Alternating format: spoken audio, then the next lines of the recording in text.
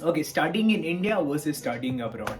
Disclaimer, I do not get paid either ways if you study in India or study abroad, but I do get paid in comments. So please make sure to comment if you like this video.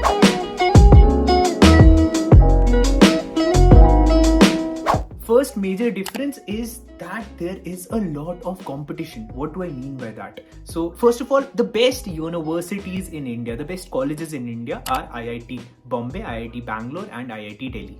Apart from these three colleges, none of our other colleges even come in QS rankings except IIM Ahmedabad.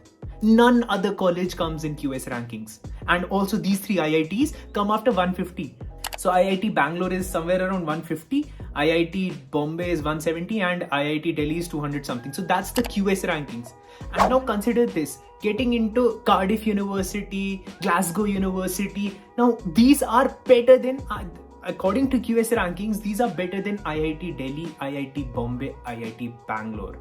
So if you trust the QS rankings, getting into these IITs is so difficult.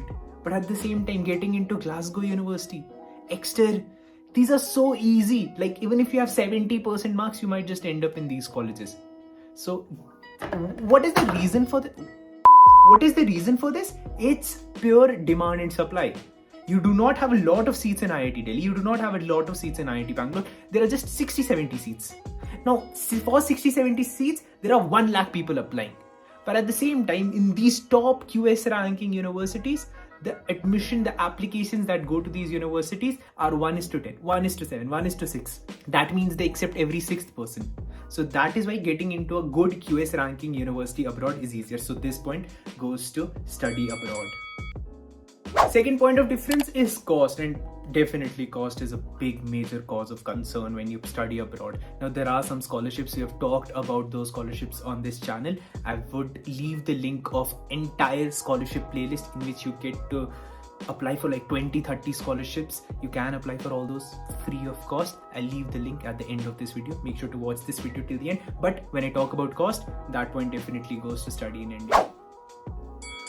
Okay, so 1 point goes to study abroad, 1 point goes to study in India. Next point would be proximity to family. I know this might not be a big point for you. It's a big point for me. The more I stay close to my family, the better it is for me. Why? Because at the end of the day, we are living such a short life and I would want to live this life with the people I love the most. And if I am in India, I can get to meet my parents more often than if I was studying, let's suppose, in Canada, because I talk to students from Canada, they get to visit their family once in their entire term of 3 years. I don't want that. So this point I'll give to study in India. It's an important point for me. Next point is job opportunities. Now, unless you're graduating from a very good, high, prestigious institute of India, the job opportunities are not that great. I come from commerce. I graduated from one of the best universities of India, and I did end up getting jobs, but many of my friends also did get jobs, but there were some people who did not end up getting jobs even from the best institute of India. So that's a cause of concern. And at the same time, when you look at job opportunities abroad, when you talk about Canada, almost everyone gets placed. Now, do they get placed in the same field? They don't.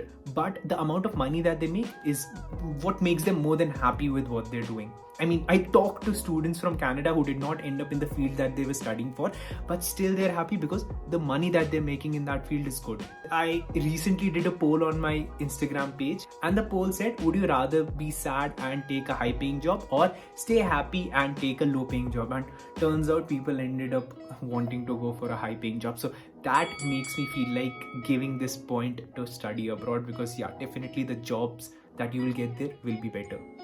Now, there are some people who tell me that, Murad, you're one of those reasons why there is brain drain happening in India. And are you not patriotic at all? Because you try to send every student abroad. Why is that? And the answer to that patriotism wala part is, Gandhiji studied in an international university, B.R. Ambedkar studied in an international university, Jawaharlal Nehru studied in an international university, Sarojini Naidu studied in an international university. So were these guys patriotic enough to come back to their own country and help the country? And then I have recent examples also. And in recent examples, you have Dhirubhai Ambani who came back. Almost the entire family who studied abroad came back. You have Ratan Tata. I mean, I'm pretty sure you cannot say anything to Ratan Tata. He also studied abroad. He also came back. You have many such other examples. You have Dr. Manmohan Singh. I had written it. You have Dr. Manmohan Singh who came back. So patriotism completely depends on you, and I would highly recommend you guys to get skills. If you are so patriotic, get skills from abroad and then use those skills in your own country, because only that way you can bring back the knowledge from Western world, and that is important. And not only Western world, even Eastern world, but that's important. Till we live in a nutshell, most probably we'll never grow. Okay, so that was with regards to some criticism I got in one of my videos. Continuing with study abroad versus study India. So we're at 2-2. Next point is, when you're studying abroad, you get to discover new things and you get to grow, because you come out of your bubble.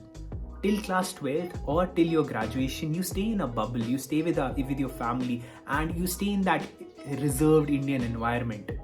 But when you go abroad, you learn tons of new things. You get exposed to new things. Now, if you sustain well in those environments, you will grow and you will learn a lot. So this point definitely goes to study abroad. 3.5 versus 2.5. Next point is option to change subjects. Now, that is highly unlikely in India, that you will get an option to change your subject. But doing the same thing in either United States or any European college, very much possible. So another point that goes to study abroad. Okay, study abroad is winning. Let me see something for study in India.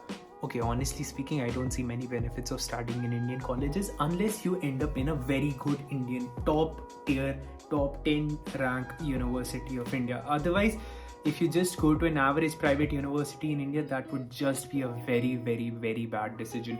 Now, having said that, the only benefit you have, and I genuinely feel like the only benefit you have in studying in India, is that it's cheaper.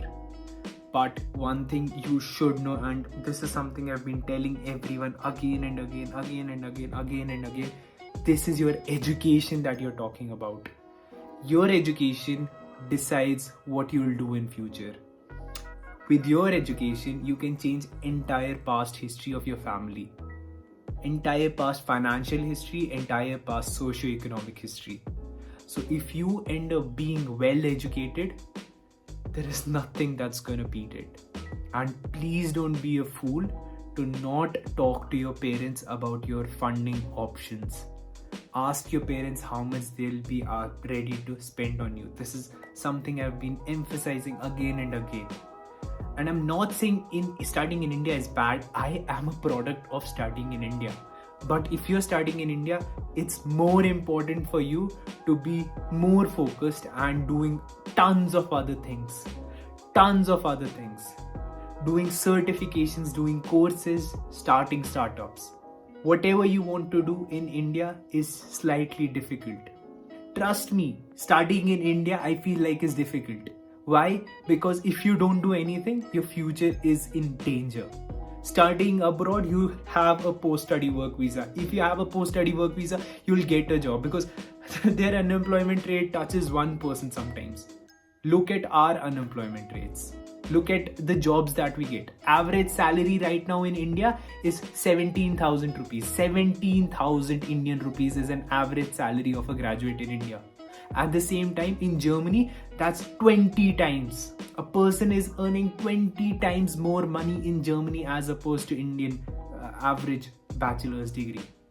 So just keep in mind that if you're studying in India, there is way too much pressure on you. And I am completely for studying in India if you are ready to take this pressure, if you are ready to go beyond the limits and stay at the top of your university. Because if you're not actually doing that well in India, you might just face a lot of issues later on. But on the other side, if you're studying abroad, even if you're doing average studying abroad, you will end up somewhere.